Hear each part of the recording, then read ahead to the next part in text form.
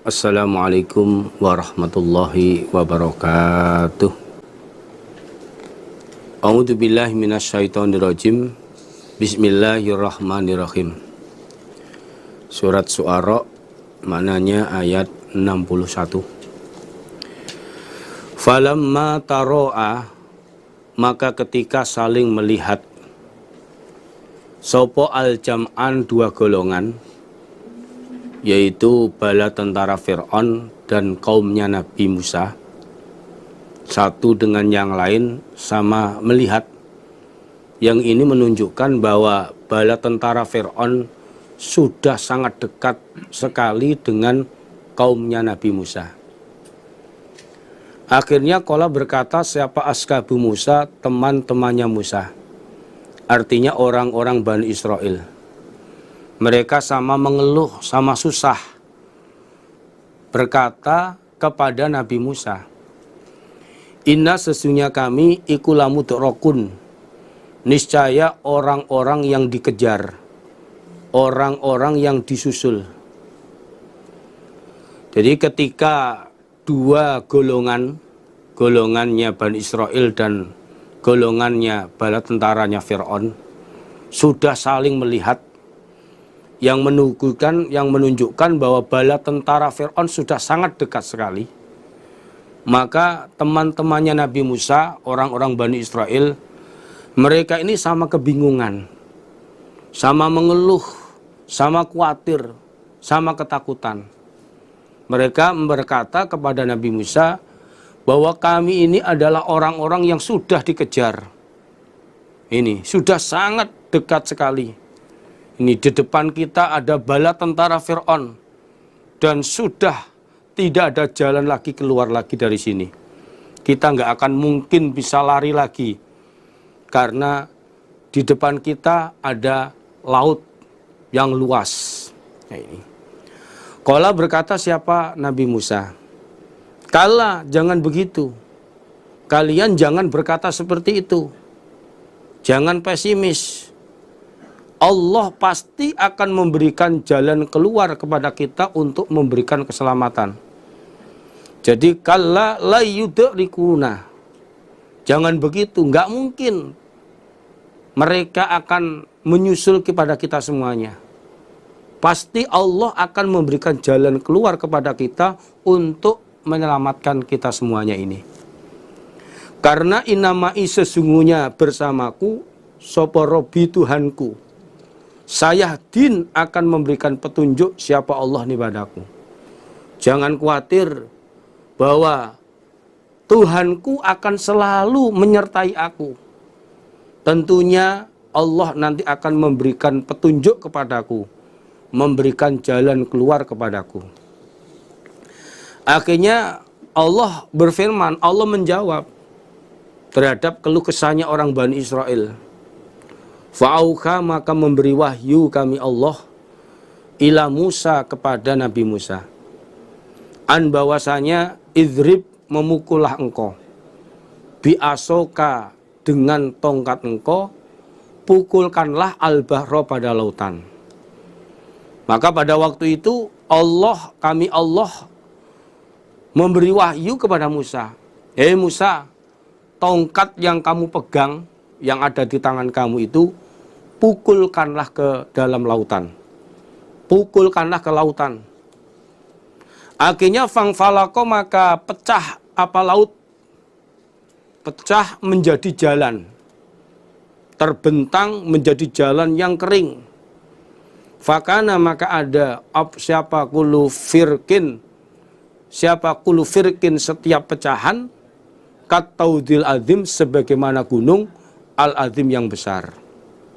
Maka pada waktu itu setiap pecahan dengan pukulannya tongkat Nabi Musa pada waktu itu sebagaimana gunung yang besar.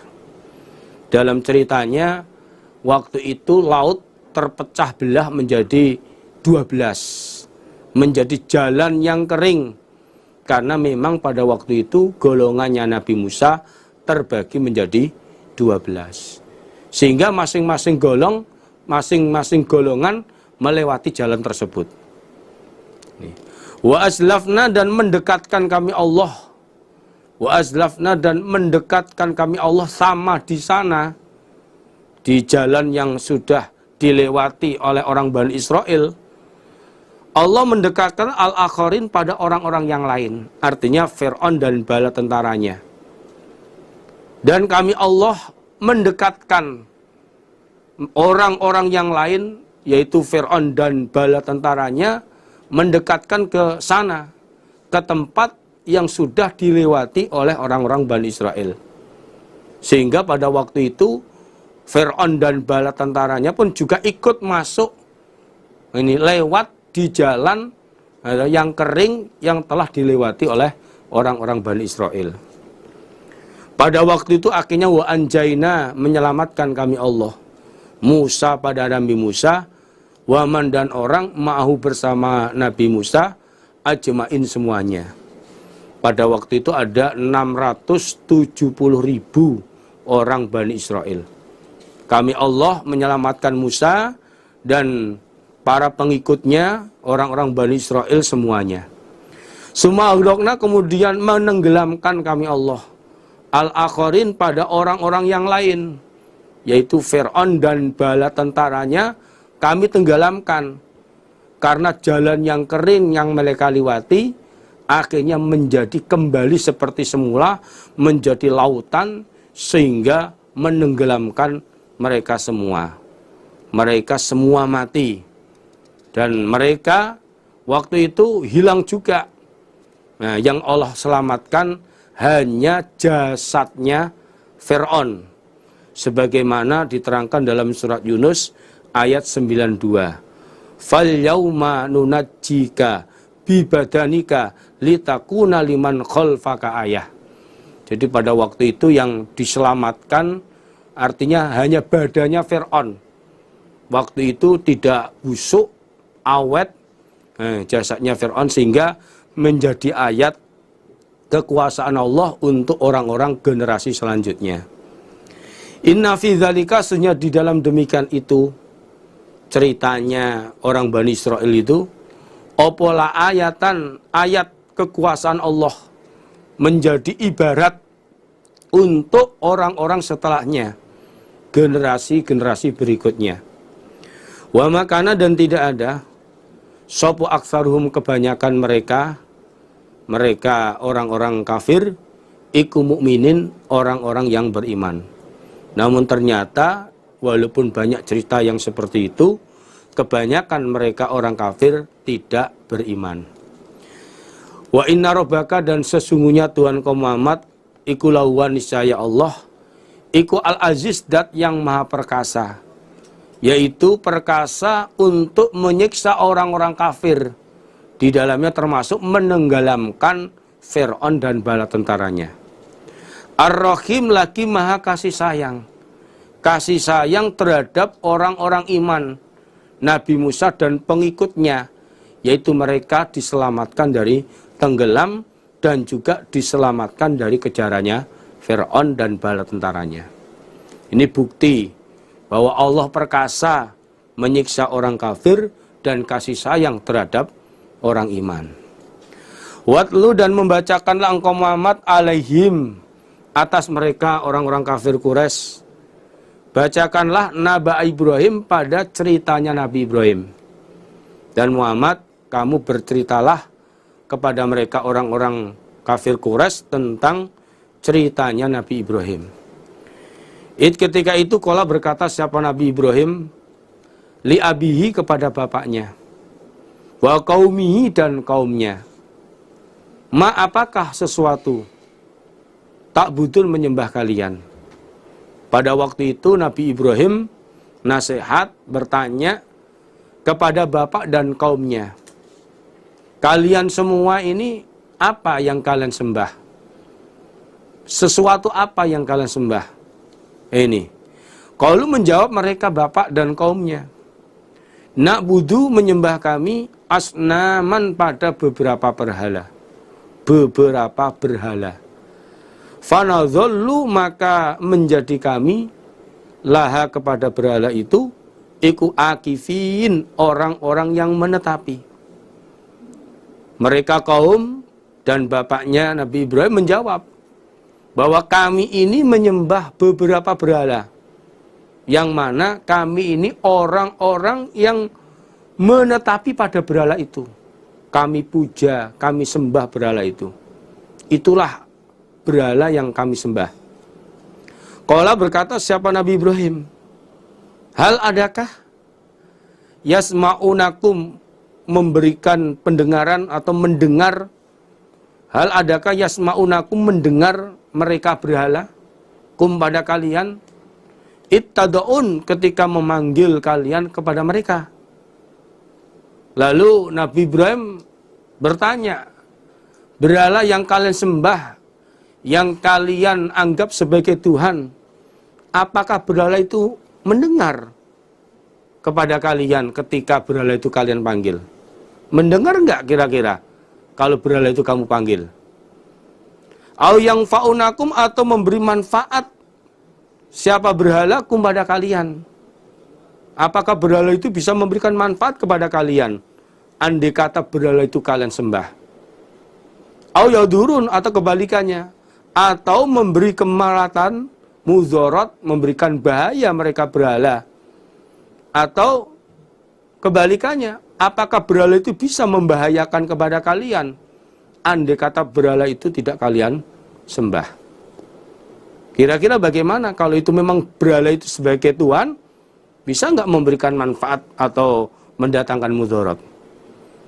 Qalu berkata mereka berhala. Mohon maaf, qalu berkata mereka kaum. Kaumnya menjawab, bal balik wajadna menjumpai kami, aba'ana pada bapak-bapak kami, kadzalika demikian itu menyembah, yaf'alun sama mengerjakan mereka. Wah, kalau masalah itu saya nggak tahu.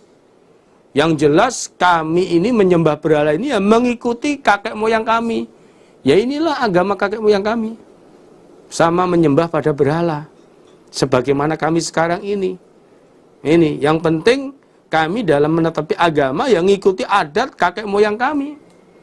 Masalah memberikan manfaat mudarat itu saya tidak tahu. Ini. Qala berkata siapa Nabi Ibrahim, afara'aitum adakah melihat kalian? Ma pada apa-apa berhala antum kalian? Ma pada apa-apa berhala kuntum yang telah ada kalian? Ikut tak budun menyembah kalian?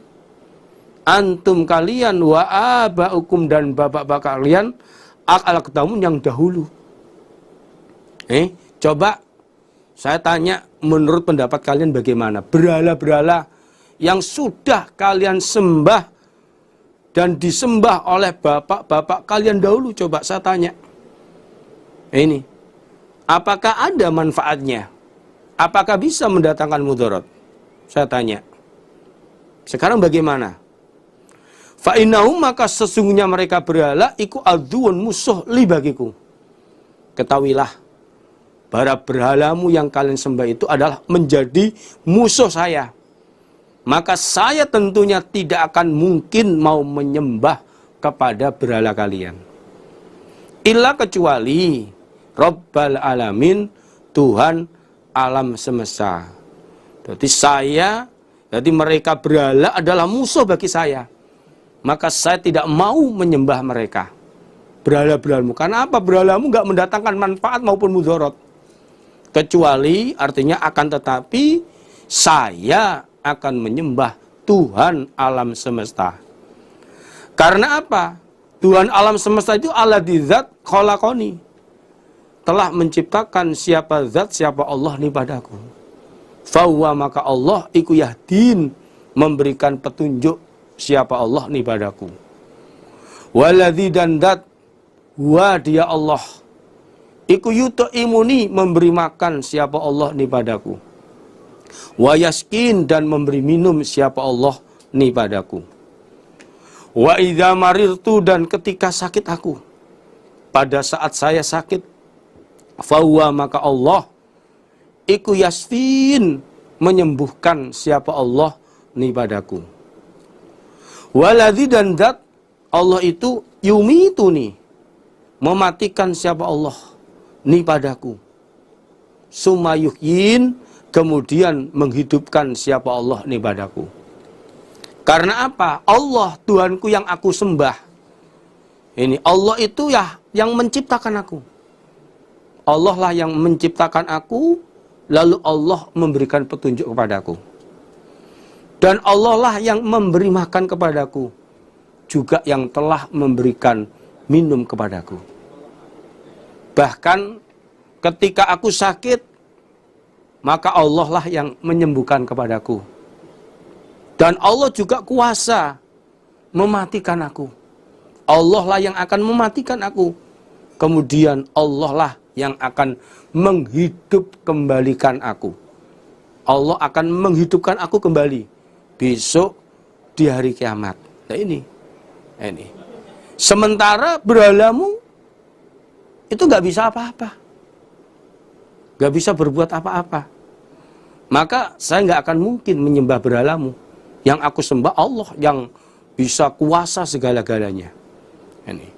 Waladzat ata'amu, berharap aku ayaghfira, apabila mengampuni siapa Allah li padaku, khotiati, pada kesalahan-kesalahanku, yaumaddin, pada harinya agama, artinya pada hari pembalasan besok di hari kiamat. Dan kepada Allah lah aku berharap agar Allah mengampuni kesalahan-kesalahanku besok pada hari pembalasan, yaitu pada hari kiamat, yang mana Allah akan membalas semua amalan makhluk. Yang baik maka akan dimasukkan ke dalam surga, yang beramal jelek maka akan dimasukkan ke dalam neraka. Man amila sholihan fali nafsih wa man asa'a fa'alaiha. Allah akan membalas semuanya itu tadi. Saya minta besok hari kiamat, pada hari kiamat, Allah mengampuni pada kesalahan-kesalahanku. Rabbi wahai Tuhanku, hab, semoga memberi engkau, li untukku, hukman pada hukum, artinya ilmu. Ya Allah, berilah aku ilmu. Berilah aku ilmu. Wa alhiqni, dan menyusulkanlah engkau Allah ni padaku bisolihin, dengan orang-orang yang soleh, yaitu para nabi sebelumnya di dalam surga. Nabi Ibrahim berdoa, wahai Tuhanku, berilah aku ilmu. Berilah aku hukum, maksudnya ilmu. Dan susulkanlah aku, matikanlah aku, masuk ke dalam surga bersama orang-orang yang soleh, yaitu para nabi sebelumnya.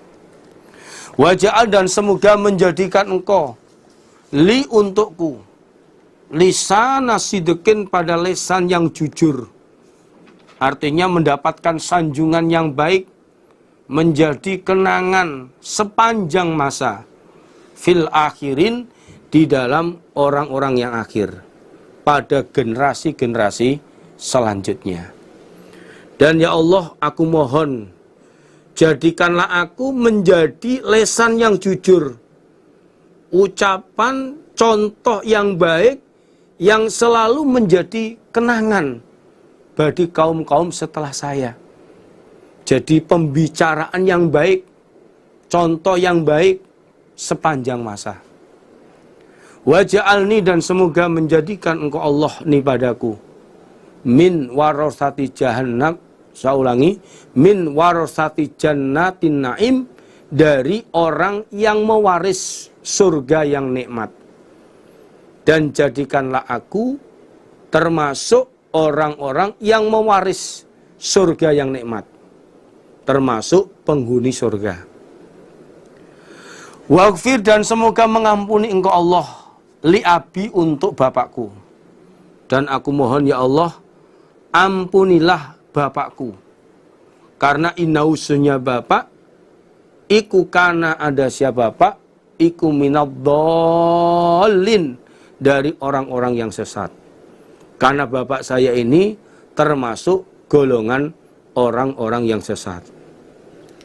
Dalam ayat 86 ini, Nabi Ibrahim berdoa seperti ini karena sudah terlanjur janji. Ini ingin mendoakan kepada bapaknya. Namun setelah mengetahui dengan jelas, ternyata bapaknya mati dalam keadaan kafir, bahkan menjadi musuh Allah, sebagaimana diterangkan dalam surat Tobat ayat 114, maka pada waktu itulah Nabi Ibrahim berhenti, tidak mau lagi mendoakan pengampunan kepada bapaknya. Karena mendoakan pengampunan kepada bapaknya yang kafir gak ada gunanya. Kekafiran ini penghalang. Gak mungkin orang kafir mendapatkan pengampunan. Ini gak ada pengampunan. Pasti namanya orang kafir masuk ke dalam neraka. Nah, dan doa pengampunan yang terlanjur diucapkan oleh Nabi Ibrahim ini merupakan perbuatan Nabi Ibrahim yang tidak bisa dicontoh. Sebagaimana diterangkan dalam surat Muntahinah ayat 4, itu dijelaskan bahwa ucapan Nabi Ibrahim itulah ucapan yang tidak bisa dicontoh. Sehingga akhirnya pada surat At-Taubah ayat 113 ditegaskan larangan mutlak mendoakan pengampunan kepada keluarganya, bapaknya yang dalam keadaan masih kafir. Yang diperbolehkan yaitu keluarganya yang masih kafir, yang belum iman, ya didoakan agar mendapatkan petunjuk. Usaha secara batinnya, secara lahirnya ya diajak, diamar ma'rufi, sehingga bisa menjadi orang iman, mendapatkan hidayah, bisa menetapi agama Islam. Wala tuhzini, dan jangan menghinakan engkau Allah ni padaku, yauma yub'atsun, pada harinya dibangkitkan mereka. Dan ya Allah, janganlah engkau menjadikan saya orang yang hina. Janganlah engkau menghinakan saya pada hari kiamat saat mereka orang-orang kafir dibangkitkan. Jangan sampai saya menjadi orang yang hina. Yang mana pada hari kiamat itu yaumala yang fa'u, pada harinya tidak bermanfaat opo malun harta, wala dan tidak banuna beberapa anak, kalau keadaan kafir. Ini yang mana hari kiamat itu adalah hari yang harta itu tidak ada manfaatnya. Kalau Nabi menyabdakan bahwa di sana la dinaro wala dirham, tidak ada dinar, tidak ada dirham. Harta itu nggak ada gunanya. Walaupun punya harta emas sepenuh dunia pun, bahkan 2 kali lipat dunia, di sana tidak ada manfaatnya. Nggak akan bisa menyelamatkan dari api neraka. Namun siapa yang punya kekayaan sebanyak itu? Nggak ada. Ini umpama punya harta kekayaan emas seluruh dunia, 2 kali lipat dunia pun nggak ada gunanya di sana. Yang diperlukan sana adalah amal baik, bukan harta dunia. Dan juga anak pun juga nggak manfaat kalau dalam keadaan kafir. Anak yang bisa mendatangkan manfaat, yang bisa mengangkat derajatnya kedua orang tua, kalau anak itu iman dan amalnya banyak. Bahkan anak yang selalu mendoakan ampunan kepada orang tuanya, itu bisa mengangkat derajatnya. Ini andai kata orang tuanya derajatnya di bawah, anaknya di atas, sesama orang iman, maka orang tua yang derajatnya di bawah diangkat oleh anaknya ke derajatnya anak yang lebih tinggi di surga. Ini kalau iman, kalau kafir maka nggak ada gunanya. Nah, ini pada hari kiamat bahkan masing-masing ini dalam ayat yang lain surat Abasa, jadi punya kesibukan sendiri-sendiri, menyelamatkan dirinya sendiri-sendiri. Nah, ini ila kecuali yang bisa mendatangkan manfaat harta dan anak, man orang ata yang datang siapa orang Allah pada Allah biqalbin dengan hati salimin yang selamat. Kecuali harta anak itu bermanfaat, orang yang datang kepada Allah dengan membawa hati yang selamat, yaitu orang iman. selamat hatinya dari kemusyrikan dan kemunafikan. Ini bersih hatinya dari syirik, bersih dari kemunafikan. Maka orang iman itu akan bermanfaat. Wa uslifat, dan didekatkan opo al jannatu, surga, lil mutakin, untuk orang-orang yang takwa. Dan pada waktu itu, pada hari kiamat, surga itu didekatkan untuk orang-orang yang takwa. Sehingga orang yang takwa masuklah mereka ke dalam surga. Sebaliknya, waburizat, dan diperlihatkan, ditunjukkan opo al-jahimu, neraka jahim, lil gawin, bagi orang-orang yang sesat, artinya orang-orang kafir. Sebaliknya, orang yang sesat di waktu di dunia, yaitu orang-orang kafir, besok di hari kiamat mereka ditunjukkan neraka jahim. Bahkan dalam hadisnya, saat mereka meninggal dunia di alam barzah, di kuburannya, ini sudah diperlihatkan nerakanya. Ini besok tempat kamu. Pada hari kiamat mereka digiring ke neraka jahim.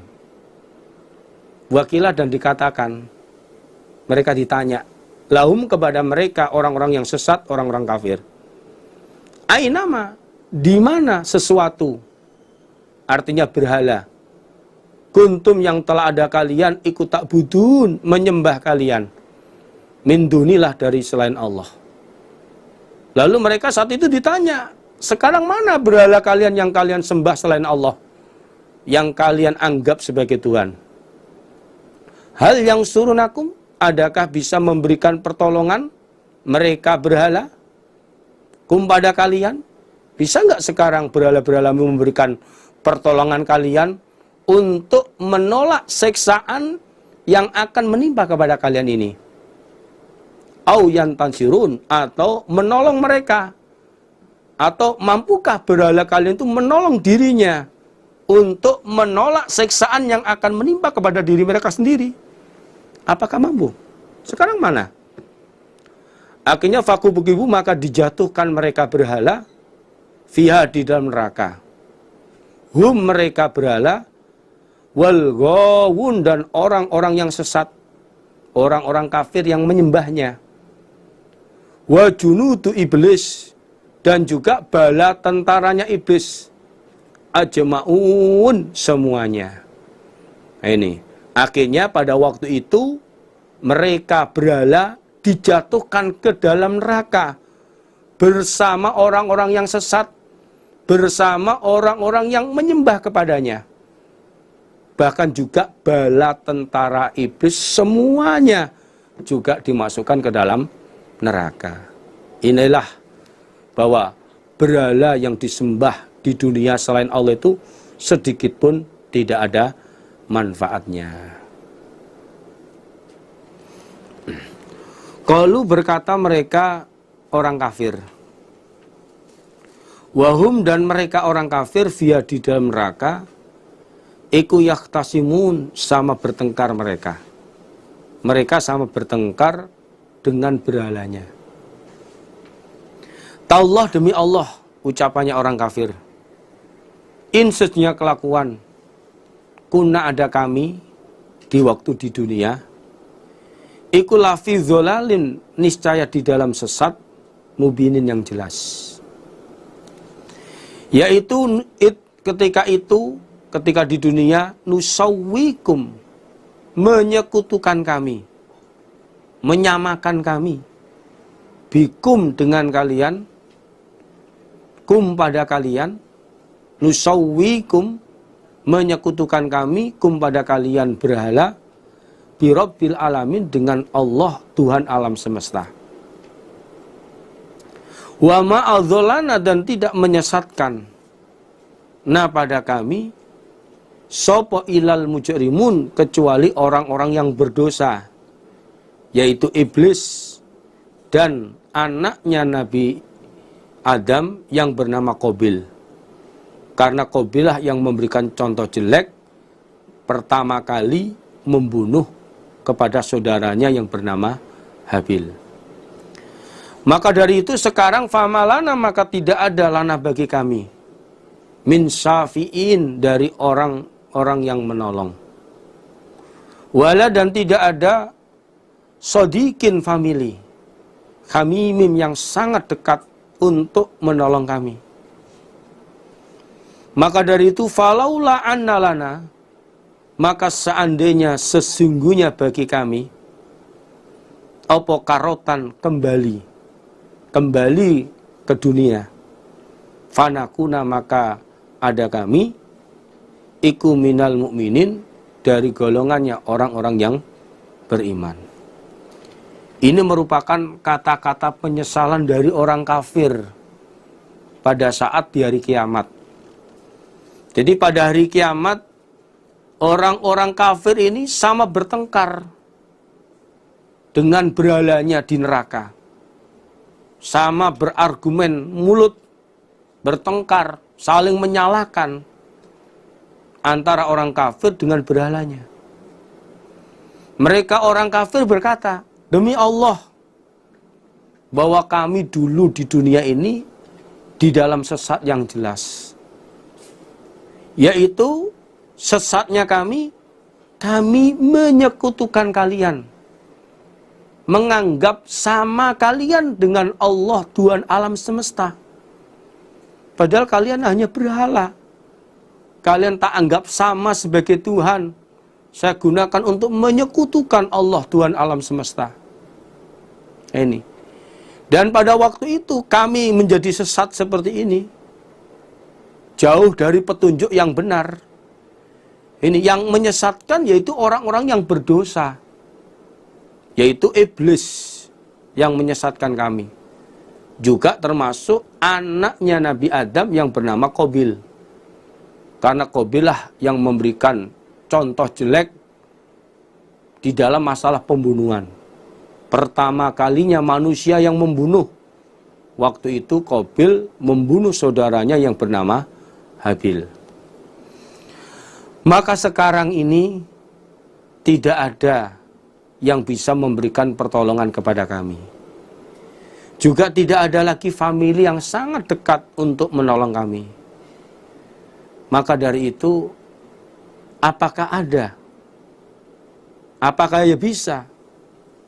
Umpama kami kembali lagi ke dunia. Lalu kami akan menjadi golongan orang-orang yang beriman. Ini, apa ya ada? Ya jawabnya ya nggak ada. Karena hidup di dunia itu ya sekali, nggak bisa mungkin terulang kembali. Maka inilah penyesalan yang tidak ada habisnya. Maka dari itu, saudara sekalian, mari kita yang oleh Allah diqadar menjadi orang Islam, menjadi orang iman, usaha menjaga semaksimal mungkin hidayah, petunjuk Islam yang sudah Allah berikan kepada kita semuanya. Karena inilah sesuatu yang sangat berharga yang harus kita jaga. Jangan sampai kita terpengaruh sehingga menjadi orang kafir, sebagaimana penyesalan orang kafir ketika sudah di neraka. Itu penyesalan yang tidak ada manfaatnya, tidak ada gunanya. Inna fi dzalika, sesungguhnya di dalam demikian itu, cerita semuanya tadi, cerita kisah-kisah Nabi Ibrahim, kisahnya Nabi Musa, sampai bab masalah neraka, semuanya ini opola ayatan, ayat menjadi ayat ini, ayat suri tauladan, ayat peringatan. Jadi semua cerita-cerita tersebut di atas menceritakan Nabi Ibrahim, Nabi Musa bersama kaumnya, bahkan tentang cerita-cerita penyesalan ahli neraka, itu jadi ayat, ayat teladan, ayat peringatan bagi orang yang beriman. Sebenarnya itu semua cukup untuk bisa menjadi landasan untuk menjadi orang iman. Namun wa makana, dan tidak ada sopo aksaruhum, kebanyakan mereka orang kafir, iku mukminin, orang-orang yang beriman. Namun sayang, kebanyakan orang kafir itu tidak beriman. Wa inna rabbaka, dan sesungguhnya Tuhan kau Muhammad, lauwa niscaya Allah, iku al-aziz, dat yang maha perkasa, ar-rahim, lagi maha menyayangi. Kadzabat, telah mendustakan sopo kaumu Nuhin, kaumnya Nabi Nuh. Mendustakan al-mursalin, pada orang-orang yang diutus, yaitu Nabi Nuh. Ketika itu, qala berkata lahum, kepada mereka kaum, sopo akhum, saudaranya mereka kaum, yaitu Nuhun, Nabi Nuh. Ini nasihat Nabi Nuh, ala tatakun, adakah tidak takwa kalian? Apakah kalian tidak bertakwa menjadi orang iman? Ini kaumnya Nabi Nuh telah mendustakan kepada utusan Nabi Nuh. Waktu itu Nabi Nuh yang masih merupakan saudara mereka kaum memberikan nasihat kepada mereka, apakah kalian tidak bertakwa kepada Allah? Ya takwalah kalian. Karena apa? Ini sesungguhnya aku lakum, untuk kalian, iku rasulun, seorang utusan, aminun, yang bisa dipercaya. Saya ini utusan yang bisa dipercaya untuk kalian. Dipercaya untuk menyampaikan risalah yang aku diutus. Ini risalah Allah, aturan-aturan dari Allah yang Allah telah memberikan mandat kepadaku untuk menyampaikannya kepada kalian. Maka dari itu fataku, maka takutlah kalian Allah pada Allah. Wa atiuni, dan taatlah kalian padaku. Maka kalian takutlah kepada Allah dan taatlah kepadaku. Ikutilah aku. Wa ma as'alukum, dan tidak minta aku kepada kalian, alih atas ma, menyampaikan risalah, min ajri, dari opah. Karena in ajriya, tidak ada opahku, illa, kecuali ala rabbil alamin, atas Tuhan alam semesta. Dan saya dalam menyampaikan risalah kepada kalian ini, sedikit pun saya nggak minta opah. Opah saya ini yang nanggung Allah. Allah Tuhan alam semesta. Maka tidak perlu kalian memikirkan opah kepada saya. Ini, karena ini saya menjalankan tugas sebagai kewajiban, sebagai utusan kepada kalian. Fataku, maka takutlah kalian Allah pada Allah. Wa atiuni, dan taatlah kalian padaku. Maka dari itu kalian taatlah, takutlah kepada Allah, dan taatilah aku. Kalau berkata mereka kaumnya menjawab, anu minu laka, wattaba'akal ardalun. Anu minu, adakah beriman kami, laka, kepada engkau Nuh, wattaba'aka, dan sedangkan pengikut engkau, iku ardalun, orang-orang yang hina. Lalu kaumnya sama menjawab, apakah kami percaya kepada kamu, wahai Nuh, sedangkan pengikut kamu, yang ikuti kamu itu orang-orang yang hina, orang yang miskin, gembel, orang yang melarat, dalam sekolahnya ya tidak tinggi sekolahnya. Ada istilah guyonannya SDTT, sekolah dasar tidak tamat, status sosialnya rendah. Masa kami percaya kepada kamu, wahai Nuh? Qala, menjawab siapa Nabi Nuh, wa ma ilmi, ada dua makna. Ma-nya yang pertama adalah istifham, kalimat pertanyaan. Wa ma, dan apakah, ilmi, ilmuku, pengetahuanku, bima, dengan apa-apa, kanu, yang telah ada mereka, pengikut, iku ya'malun, beramal mereka. Artinya, bagaimana saya tahu dengan apa yang mereka lakukan? Artinya saya nggak tahu. Itu bukan urusan saya di dalam masalah status sosialnya. Mereka itu apa orang miskin, orang yang kurang cerdas, atau bagaimana rendah, itu bukan tugas saya. Saya nggak tahu. Yang penting mereka mau iman, ngikuti saya, ya aku terima. Ini. Itu yang pertama.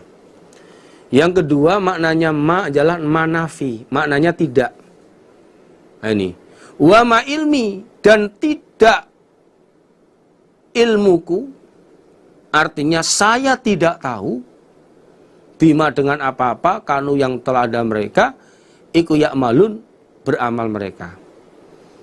Jadi saya tidak tahu bahwa mereka orang-orang yang kalian anggap orang yang hina, status sosialnya, justru merekalah orang-orang yang mau beriman. Justru mereka seperti itulah yang mau beriman. Nah, ini status sosial itu bukan standar urusan saya. Yang penting mau ikut saya, ya aku terima. Ikut ngaji saya, ya aku ajar. Daripada orang kaya raya dikasih petunjuk, nggak nerima. In hisabuhum, tidak ada hisapan mereka para pengikut saya, illa kecuali ala Rabbi, atas Tuhanku.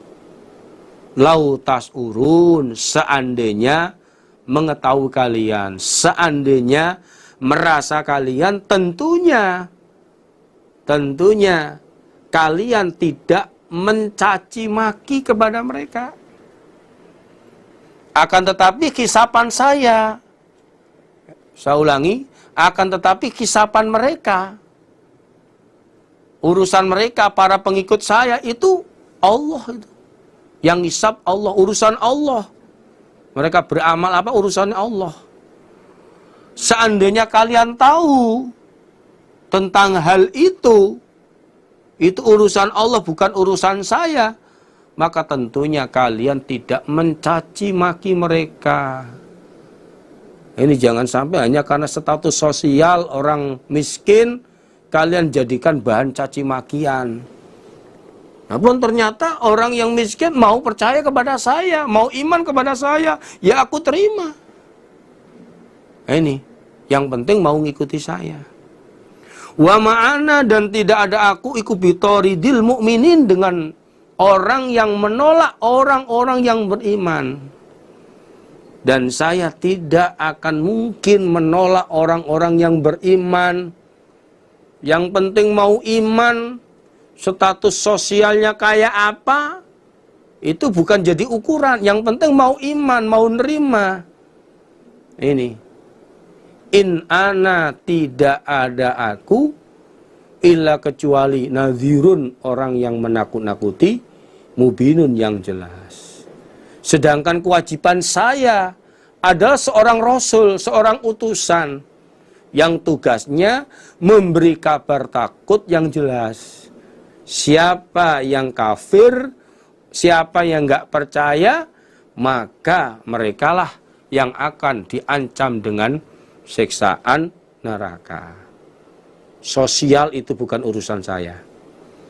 Qalu, menjawab mereka kaum, dinasihati oleh Nabi Nuh seperti itu, mereka tambah marah, mereka tambah emosi.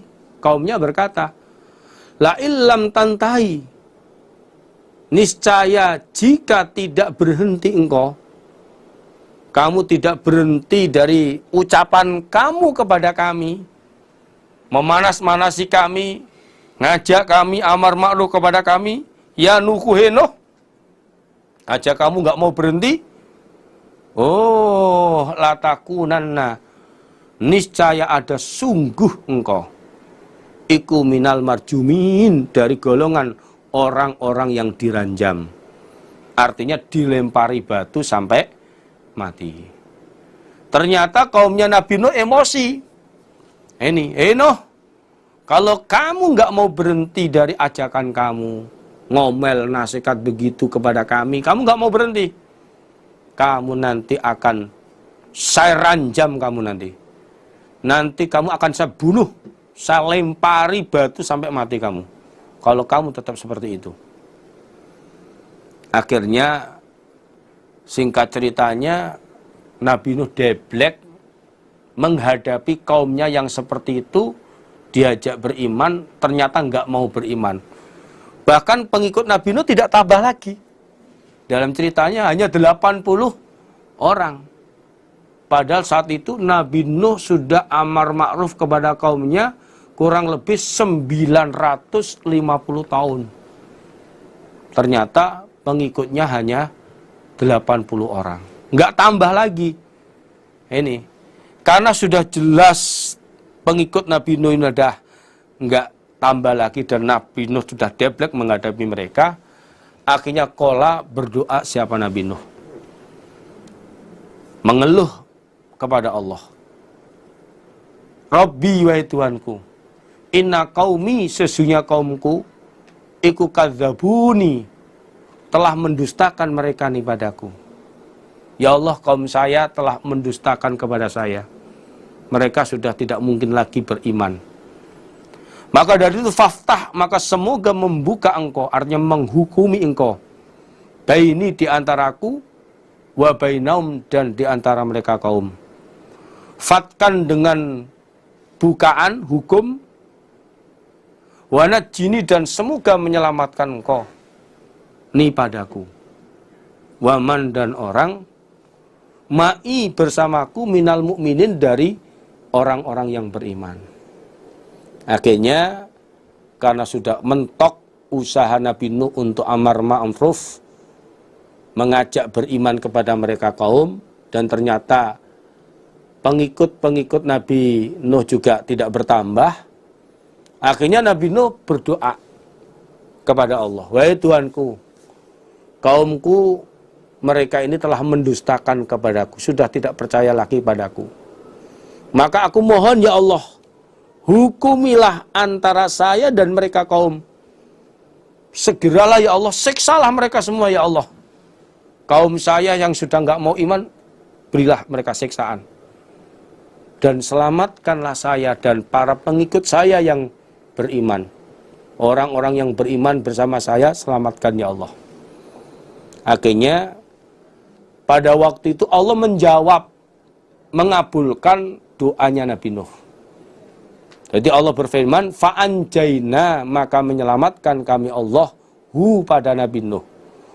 Waman dan orang mau bersama Nabi Nuh fil fulki di dalam perahu al-mashkun yang dipenuhi. Dipenuhi oleh penumpang. Ini. Summa auraqna, kemudian menenggelamkan kami Allah. Ba'du setelah itu. Setelah Nabi Nuh diselamatkan, sudah naik perahu dan kaumnya yang beriman, Allah menenggelamkan al-bakin pada orang-orang yang tertinggal, yang tidak naik perahu, yaitu orang-orang kafir dari kaumnya Nabi Nuh. Bahkan juga ada istrinya Nabi Nuh sendiri yang bernama Wahilah, dan putra Nabi Nuh yang bernama Kan'am, yang waktu itu diajak naik perahu tidak mau, juga ikut tenggelam. Akhirnya Allah menjawab, mengabulkan permintaan doa dari Nabi Nuh. Yaitu kami Allah menyelamatkan Nabi Nuh bersama kaumnya yang beriman. Yaitu ada 80 orang di dalam perahu yang dipenuhi. Waktu itu perahu itu ya dipenuhi manusia, dipenuhi oleh hewan dan bangsa burung. Waktu itu dalam ceritanya perahunya Nabi Nuh ini ada 3 tingkat. Ada 3 tingkat. Yang tingkat bawah ini dihuni oleh makhluk hewan-hewan. Oleh hewan-hewan yang darat, hewan-hewan liar. Hewan liar, hewan buas itu ada di bawah. Yang di tengah adalah manusia. Nabi Nuh bersama 3 putranya dan juga 80 orang pengikut yang beriman. Adapun yang di atas sendiri, ini hewan bagian burung-burungan.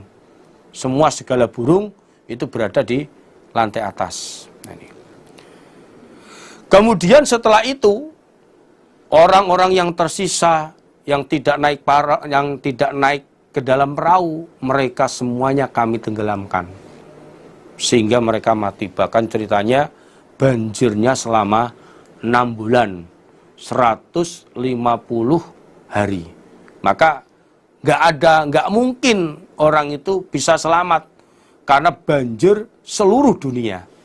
Yang selamat ya hanya Nabi Nuh, anaknya 3 dengan pengikutnya 80 orang. Inna fi dzalika, sesungguhnya di dalam demikian itu ceritanya Nabi Nuh, kaumnya ditenggelamkan karena kekafirannya. Opola ayatan, ayat peringatan. Itu ayat peringatan, baca bisa jadi ibarah itu. Ini contoh, itulah akibat orang-orang yang kafir. Wa makana, dan tidak ada sapa aksarum, kebanyakan mereka orang kafir, iku mukminin, orang-orang yang beriman. Namun memang kebanyakan orang kafir itu tidak mau beriman. Wa inna rabbaka, dan sunya Tuhan kaum Muhammad, iku lahuwa, niscaya Allah, iku al-aziz, dat yang maha perkasa, ar-rahim, lagi maha menyayangi. Kadzabat, telah mendustakan sapa Adun, kaum Ad. Nabinya adalah Nabi Hud. Al-mursalin, pada orang-orang yang diutus, yaitu Nabi Hud itu sendiri. Kenapa kok dikatakan orang-orang yang diutus? Karena pada hakikatnya mendustakan seorang nabi sama dengan mendustakan semua rasul. Karena semua rasul itu yang ngangkat Allah. Lah kok nggak dipercaya? Walaupun hanya Nabi Nuh, itu sama dengan mendustakan rasul yang lain. Ketika itu Qala berkata lahum, kepada mereka kaum, sapa akhuhum, saudara mereka, yaitu Hudun, Nabi Hud. Waktu itu Nabi Hud nasihat kepada mereka kaum, yang mana Nabi Hud itu masih ada hubungan persaudaraan, keturunan nasab dari kaum Ad itu sendiri, masih golongannya kaum Ad sendiri. Nabi Hud nasihat, ala tatakun, adakah tidak takwa kalian? Ya takwalah kalian. Karena ini sesungguhnya aku lakum, untuk kalian, iku rasulun, seorang utusan, aminun, yang bisa dipercaya. Saya ini adalah utusan kalian yang bisa dipercaya. Maka dari itu fattaku, maka takutlah kalian Allah pada Allah. Wa ati'uni, dan taatlah kalian padaku. Takwalah kepada Allah dengan taat kepadaku. Wa ma as'alukum, dan tidak minta aku kepada kalian, alai, atas ma, menyampaikan risalah, min ajrin, dari opah. Saya menyampaikan risalah kepada kalian ini enggak minta opah sedikit pun. Karena apa? In ajriya, tidak ada opahku, illa, kecuali ala rabbil alamin, atas Tuhan alam semesta. Yang nanggung opah saya adalah Allah, Tuhan alam semesta. Allah yang nanti mencukupi saya rezekinya. Allah yang akan mencukupi.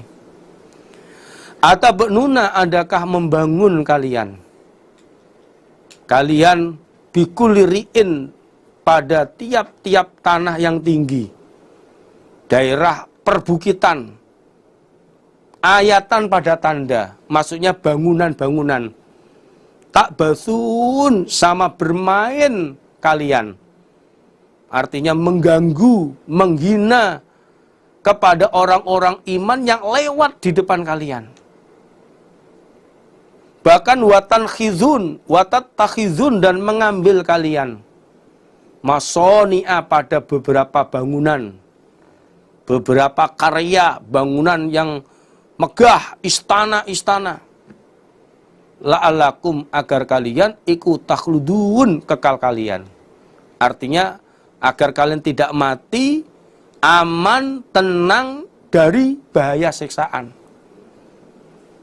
Nabi Hud mengingatkan kepada mereka kaumnya, apakah kalian membangun suatu bangunan pada tiap-tiap tempat perbukitan?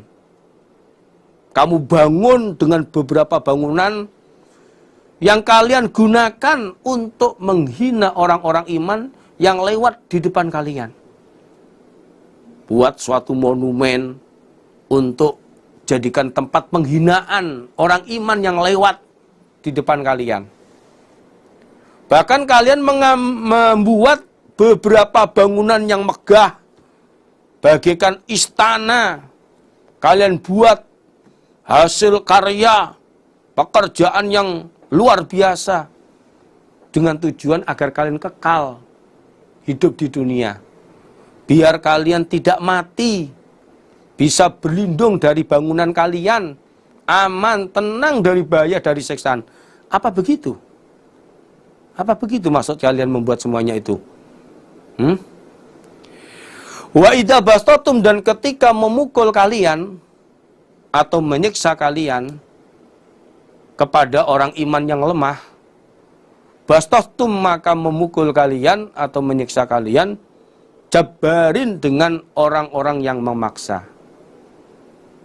Fattaku, maka takutlah kalian Allah, kepada Allah, jangan melakukan perbuatan itu. Wa atiuni, dan taatlah kalian ibadaku.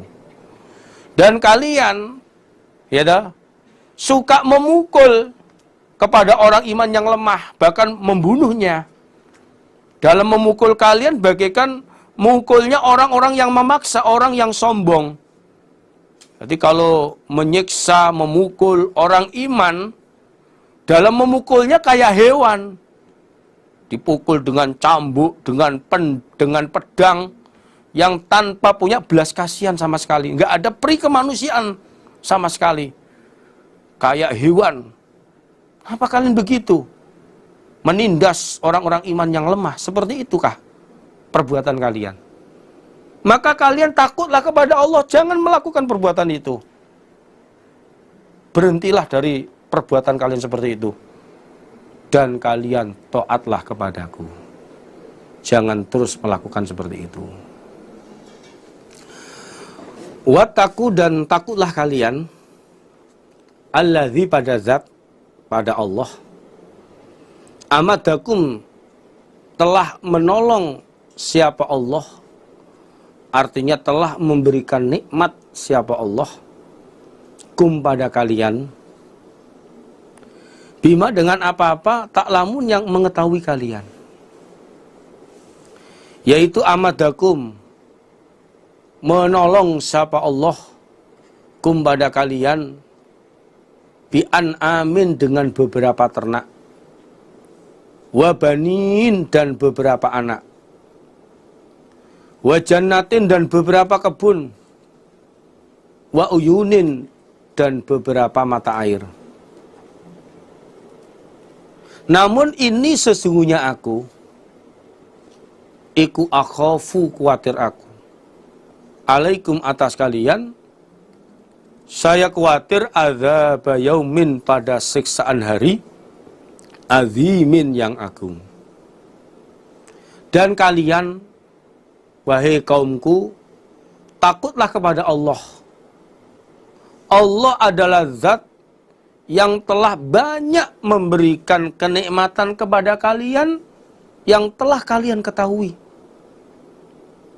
Kalian rasakan, kalian nikmati.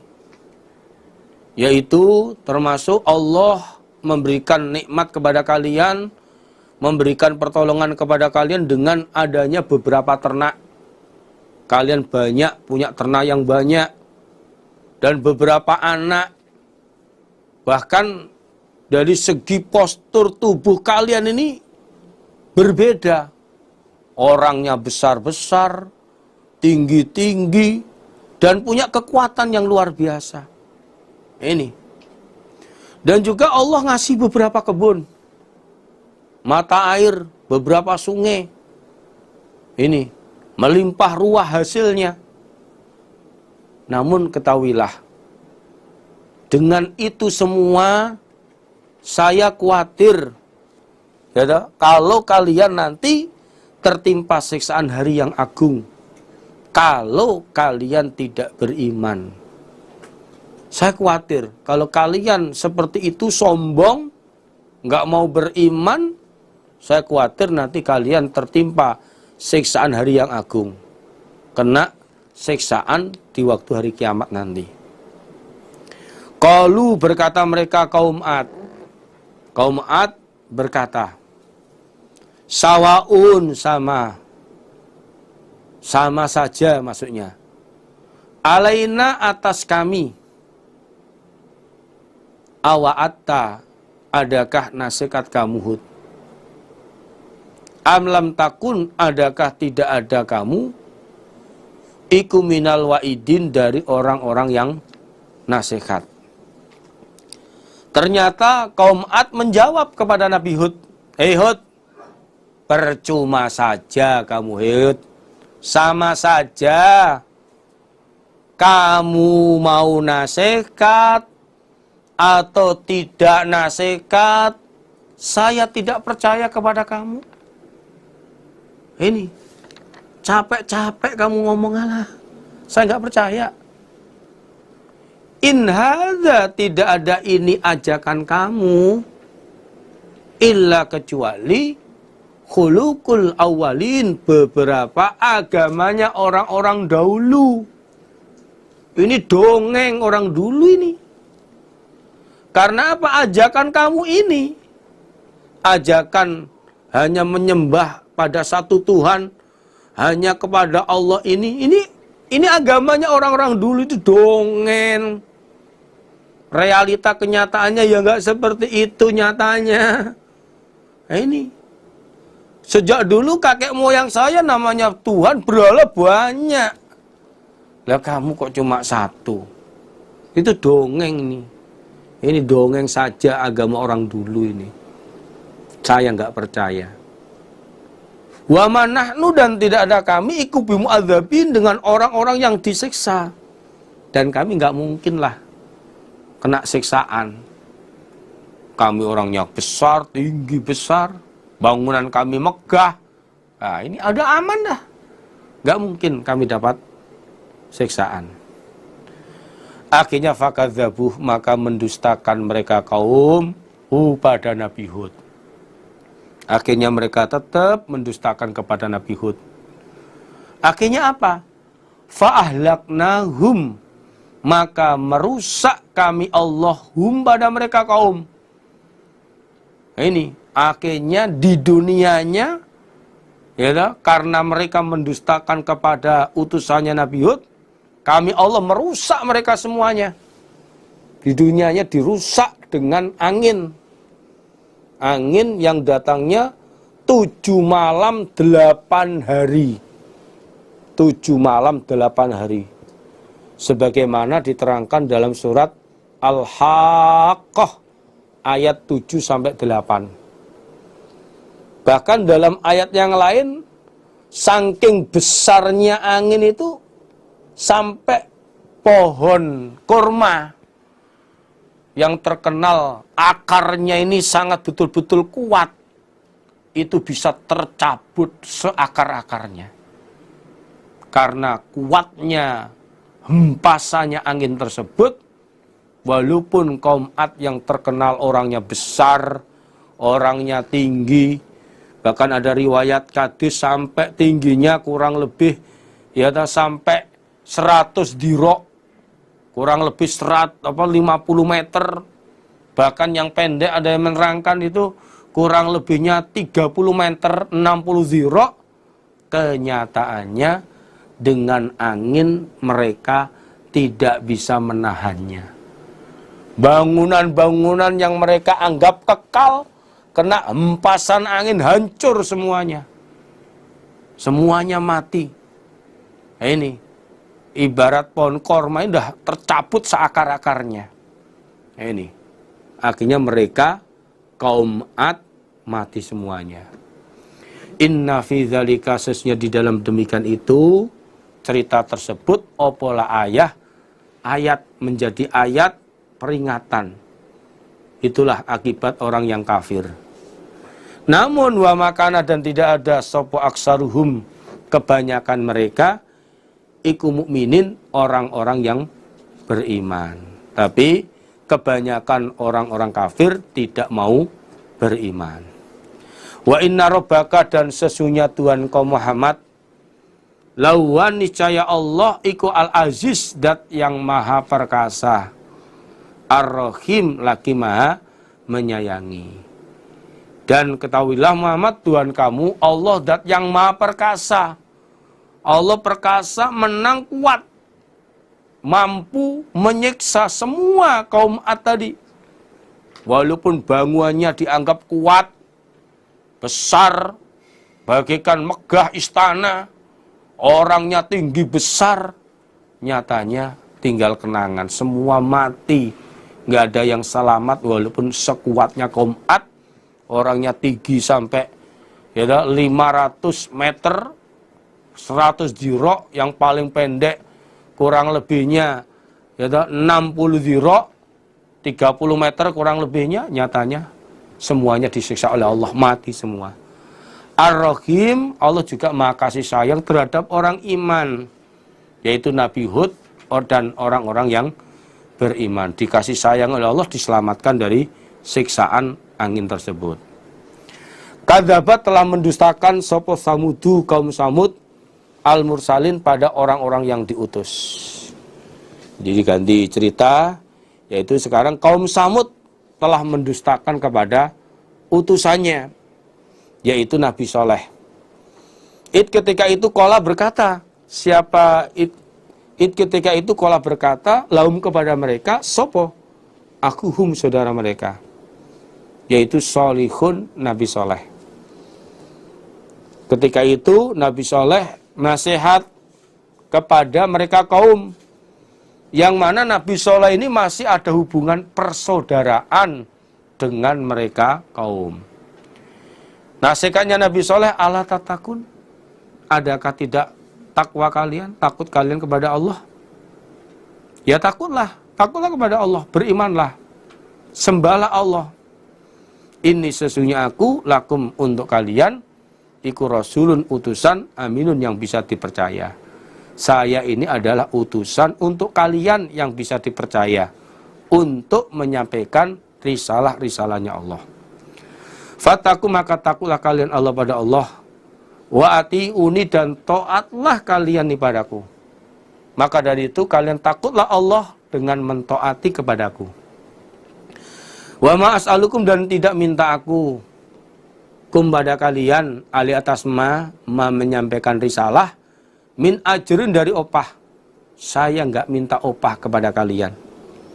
Karena in ajriya, tidak ada opahku, ila kecuali ala rabbil alamin, atas Tuhan alam semesta. Karena opah saya yang menanggung, yang mencukupi adalah Allah, Tuhan alam semesta. Allah yang ngasih rezeki kepada saya. Atutrokun, adakah ditinggal kalian, fima, di dalam apa-apa, hauna, di sini di dunia, aminin, dengan keadaan orang-orang yang aman, fi jannatin, di dalam beberapa kebun, wa uyunin, dan beberapa mata air, wa zuru'in, dan beberapa tanaman. Zuru' ini tanaman jangka pendek. Wa nakhlin, dan pohon korma.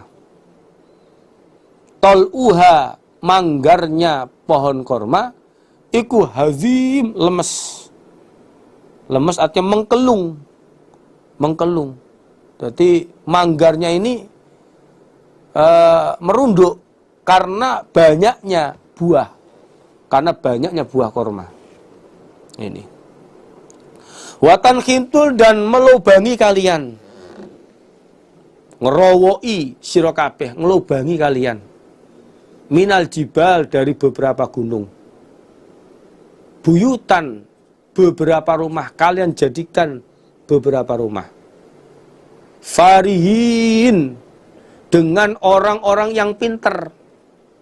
Maknanya ada dua. Yang pertama, dengan orang-orang yang pinter. Saking pinternya itu, batu bisa diukir, dilubangi jadi rumah. Atau yang kedua maknanya farihin, dengan orang-orang yang senang. Rumah-rumah itu kalian gunakan untuk senang-senang, untuk berbuat pelanggaran, berbuat maksiat. Ini, berbuat maksiat. Ini. Dan kalian, apakah ditinggal di sini, di dunia ini, dengan begitu saja, dengan keadaan orang yang aman, tanpa ada perintah, tanpa ada peraturan, tanpa ada hisapan, tanpa ada pembalasan? Apa begitu? Apa kalian punya anggapan begitu? Di dunia ini kalian ditinggal dengan keadaan aman, tanpa perintah, tanpa peraturan, dan nantinya besok tidak ada hisaban, tidak ada pembalasan? Apa begitu? Yang mana kalian berada di dalam beberapa kebun, mata air, tanaman-tanaman, pohon korma yang manggarnya itu lemes, mengkelung, karena banyaknya buah. Kalian menjadi orang yang kaya raya, kehidupannya menyenangkan, kebun-kebunnya subur. Dan bahkan kalian melubangi beberapa gunung untuk kalian jadikan sebagai rumah. Karena kepintaran, kejeniusan kalian. Karena kepintaran, kejeniusan kalian, sampai kalian bisa membuat gunung-gunung itu menjadi rumah. Ini. Atau keterangan yang kedua, kalian melubangi beberapa gunung untuk dijadikan rumah. Yang mana di dalamnya kalian gunakan untuk bersenang-senang, untuk durhaka, berbuat banyak pelanggaran. Apa begitu? Fattaku, maka takutlah kalian Allah pada Allah. Wa atiuni, dan taatlah kalian ini padaku. Maka kalian takutlah kepada Allah. Kalian jangan berbuat banyak maksiat. Jangan kalian anggap hidup itu tanpa ada peraturan. Takutlah pada Allah dan taatlah kepadaku. Wala tuti'u, dan jangan taat kalian amrul musrifin, pada perkaranya orang-orang yang melampaui batas, orang-orang yang banyak kemaksiatannya. Kalian jangan taat kepada orang-orang yang banyak maksiat, banyak berbuat pelanggaran. Termasuk pemimpin-pemimpin kalian yang durhaka, jangan ditaati kalau dia berbuat pelanggaran. Yaitu alladzina, orang-orang yufsidun, yang berbuat kerusakan mereka fir'at, di dalam bumi. Artinya suka berbuat maksiat di bumi. Wala yuslikun, dan tidak berbuat baik mereka, tidak mau taat kepada Allah. Itu jangan kalian taati. Ternyata dengan nasihat Nabi Soleh seperti itu, mereka kaum gak bisa terima, tambah marah.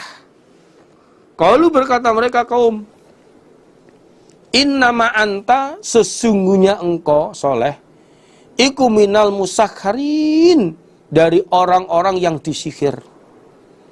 Ternyata kaumnya Nabi Soleh, kaum Samud, mereka menanggapi nasihatnya Nabi Soleh. Mereka menanggapi Nabi Soleh dianggap sebagai orang yang kena sihir. Halah, apa itu kamu Soleh? Kamu itu utusan kok kena sihir. Omonganmu ngelantur kemana-mana, nggak ada ujungnya. Apa itu, buktinya mana? Ma anta, tidak ada engkau, illa kecuali basarun, manusia. Misluna, semisal kami. Kamu itu manusia biasa, wahai Soleh, seperti kami. Makanannya sama, nggak ada bedanya. Wah, begini aja lah, Soleh. Fakti, maka mendatangkanlah engkau biayatin, dengan ayat mukjizat, in kunta, jika ada engkau, iku minas shodiqin, dari orang-orang yang jujur. Udah, gini aja, nggak usah banyak ngomong, hei Soleh. Sekarang tunjukkan bukti kamu. Tunjukkan, datangkanlah mujizat kepada kami. Kalau kamu orang yang jujur, bahwa kamu punya bukti sebagai Rasul atas terutusnya kamu. Mana? Akhirnya ceritanya Nabi Soleh berdoa. Minta kepada Allah untuk diberi mukjizat. Tiba-tiba ada batu besar pecah. Ternyata di dalam batu itu muncullah hewan, yaitu onta. Setelah onta itu muncul, onta yang sangat besar, qala, berkata siapa Nabi Soleh, hadhihi, adapun ini, iku naqotun, unta. Nah ini, onta ini. Ayat mukjizat lahir tanpa induk. Nah ini, keluar, kondisi ontanya besar, keluar dari batu tanpa punya induk. Nah, ini onta ini, mukjizat saya. Maka laha, bagi onta, sirbun, minuman. punya jatah minuman, giliran minuman. Walakum dan bagi kalian sirbun minuman, sirbu yaumin minumannya hari, maklum yang diketahui yang ditentukan. Nah, Nabi Shalih berkata, ini onta mujizat saya. Maka dengan adanya onta ini, maka mata air berupa sumur yang ada di desa ini, maka digilir minumannya. Yaitu 1 hari untuk giliran onta, sedangkan 1 hari untuk kalian dengan minuman sehari yang ditentukan bergiliran. Ini akhirnya sumur tersebut jadikan giliran sehari untuk kaum, sehari untuk ontanya. Ini wala tamasuha, dan jangan menyentuh kalian pada onta bisuin dengan jelek. Jangan coba-coba melukai, apalagi menyembelih terhadap onta itu.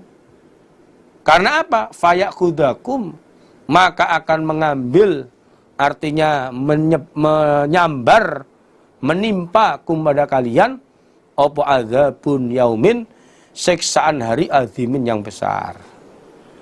Ini, maka kalau nanti sampai kalian mencoba berbuat jelek kepada onta itu, apalagi sampai menyembelihnya, maka kalian nanti akan tertimpa siksaan hari yang besar. Kena siksaan nanti kalian. Ini.